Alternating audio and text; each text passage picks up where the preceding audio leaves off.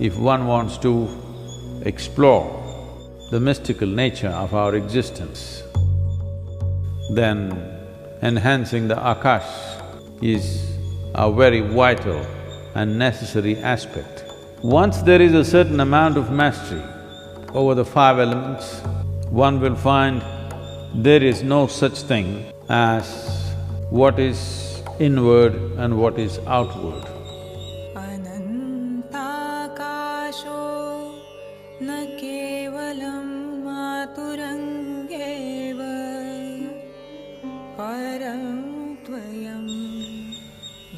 The five elements that we recognize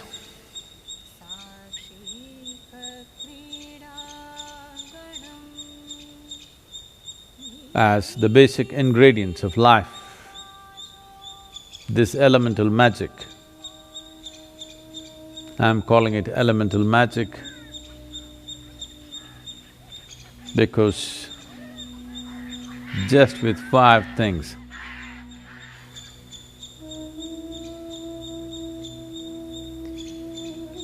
not 5,000,000, just five things. With five things, too much has been done. With five things, what is presenting itself as cosmos, what is presenting itself as life, what is presenting itself as everything that we can see, hear, smell, taste and touch, is well beyond the permutations and combinations that we can think of. If something goes beyond the permutations and combinations, then it's no more mathematic, it is magic. So this elemental magic, to master this elemental magic is the most fundamental dimension of yoga. Essentially, when people want to be physically robust,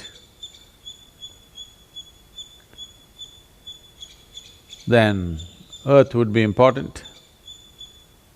But for one who is on the spiritual path, one who wants to perceive, the most important thing is akash. Why akash becomes most important is, in the making of this human form, 72% of water, 12% of earth, 6% of air, 4% of fire is largely determined. The rest is akash. When we said rest, we did not mean 6%, we said rest. Now, if you increase the proportion of akash within the system, if you increase the proportion of akash in the larger scape of who we are, then our ability to perceive is tremendously enhanced. If this proportion remains low or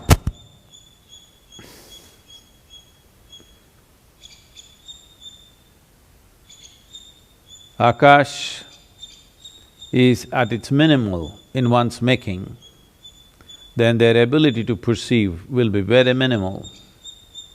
Even if they have a great intellect, this intellect will forage in mundane things. It can never rise to perceive something more than that.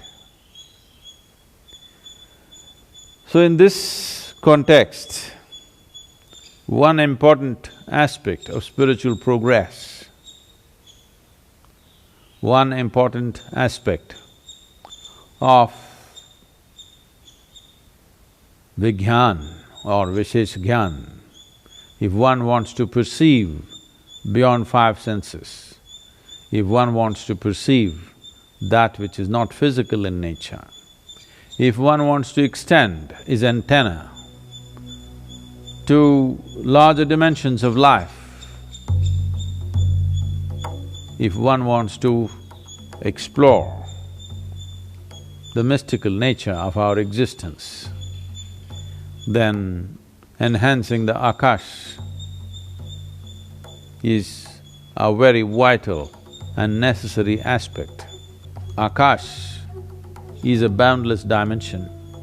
When the composition of akash is enhanced, then boundlessness becomes the nature of one's being. If not boundlessness, at least a boundary that you cannot see and feel. This gives the individual person a great sense of freedom, a great sense of not being tied down to anything. This lack of bondage within oneself is an essential amount of space that one needs if they want to have some mastery over these 5 elements. This goes for human system also. To keep the system well, to keep the system in an efficient and effective mode, but not being identified with it, is a very important or the very important step one has to take if one has to have mastery over elements. Once there is a certain amount of mastery over the 5 elements, one will find there is no such thing as what is inward and what is outward, because elements don't respect your boundaries.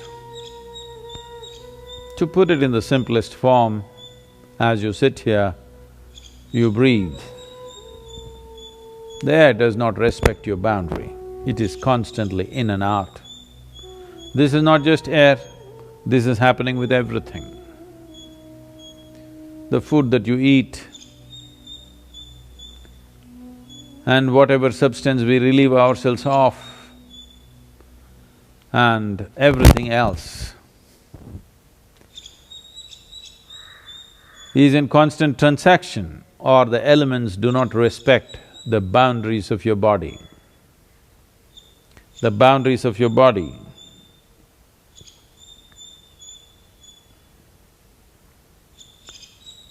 are only for your psychological comfort, but the 5 elements have no respect for that, and they anyway transact without your permission. So if you have some access to experiencing the nature of the elements, then you also lose the boundaries of your body. Or in other words, you have sacrificed your privacy, because there is no such thing as privacy, because you know everything is seeping in and everything is seeping out constantly.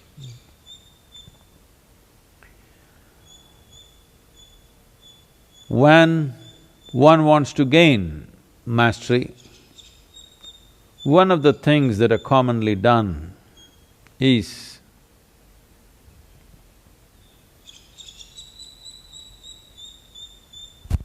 those of you sitting in America or anywhere else in the world right now, including India,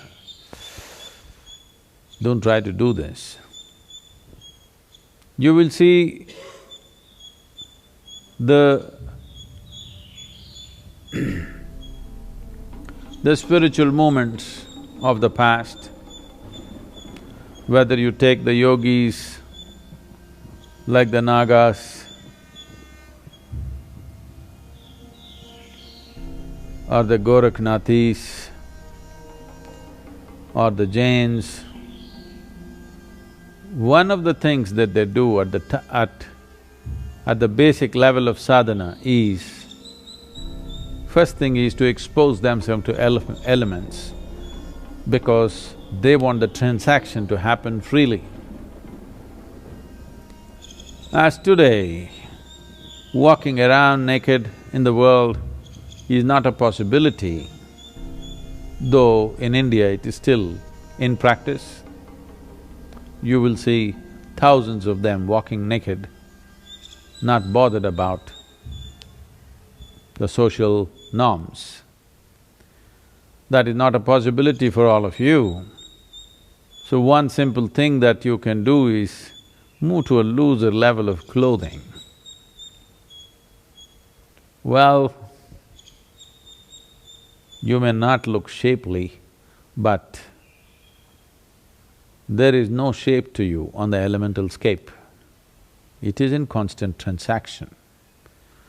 To facilitate this, to be able to be conscious of this, one important thing is there is a little bit of space between your body and what you wear, that it is not tight-fitting clothes. This is one step that one can take to… If you pay attention, you will see beyond this breath, a whole lot of transaction is happening constantly across the body.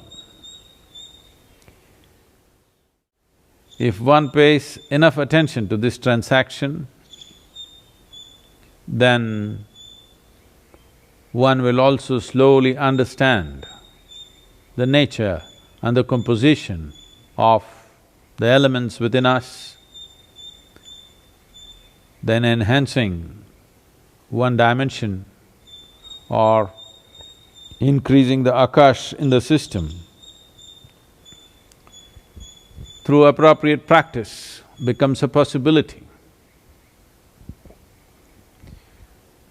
And of course, once I say this, the first question is, Sadhguru, what is that practice?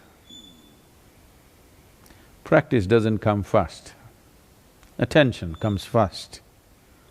By attention, if one knows that there is transaction, not by intellect, but by attention, if one knows that there is a transaction, then how to tweak the transaction in our favor is something we can do. First thing is to take charge of the most obvious transactions. The most obvious transactions are breath, food, consumption of water, and the temperature of the body, and the temperature outside. These are the most obvious transactions. Just pay a little more attention to these obvious transactions. It always amazes me how breath, which is such an obvious transaction, and it doesn't happen quietly, it moves the entire body. But most people never ever notice it. If you can't notice your breath, how to notice anything subtler than that? Because breath is a noisy activity, it is happening. If you bring attention to these things, how you eat, how you drink, how you breathe, how you touch everything that you touch, you will see the experience of life will rise to a completely different level. These simple things most human beings are not doing. They're gulping down what they eat and drink, they breathe completely unconsciously, they touch anything and everything without knowing what they're touching or feeling it. Largely it's happening like this for most people. If you bring awareness to that, if you bring… let me not even use the word awareness because it means many things to many people, bring more attention to that. If you are far more attentive to these things, then without slowing down anything, this is important. Because people think that when you're breathing, you should not be doing anything else, just you must be breathing. When you're eating, you must be eating, when you're drinking, you must be drinking. No, that is the beauty of being human, that we have a cerebral capability of conducting complex activity within us and still be able to pay attention. It is like you're driving and you can still have a conversation with somebody. So two levels of attention are happening, just like this. You could be doing whatever you're doing, but pay attention to the breath. Breath is one thing that is always happening, so you can pay attention to that. You can also pay attention to the food that you eat and water that you drink. Let it not happen all the time. So the possibility of knowing dimensions of the beyond, the possibility of dipping into the mystical nature of the existence is very much rooted in the elemental composition of who we are. Bringing about a transformation in this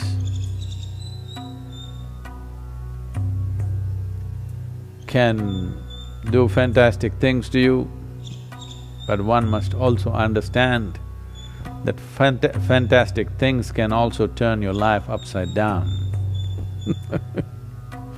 That is the nature of fantastic things.